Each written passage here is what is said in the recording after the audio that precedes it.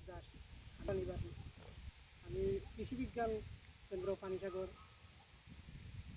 অফিসের স্যারদের পরামর্শে বিগত 2 বছর থেকে গুমতি ধানের চাষ করতেছি। এই চাষ করে আমার যে অভিজ্ঞতা আছে, এই অভিজ্ঞতা বলে আমরা যে অন্যান্য লোকাল ধান যেগুলো সবসময় লাগাই, ওই ধান থেকে অনেক গুণ তফাৎ এটাই যে ধান সারা লাগানোর 30 দিনের মাথায় যে পরিবর্তন দেখা যায় আমাদের লোকাল ধানের চেয়ে এই গুমতি ধানের যে পাশ কাঠি যেগুলো গুছা অনেক বড় গুছা হয়, পাশ কাঠি অনেক বেশি ছাড়ে ওই লোকাল ধান যেগুলো আমরা আগে করতাম ওই ধান থেকে। ওই ধানের যে 4টা-5টা এক একটা গুছাতে দিয়ে লাগালে যে পাশ কাঠি হয় এর চেয়ে কয়েক গুণ বেশি এই গুমতি ধানের পাশ কাঠি হয়।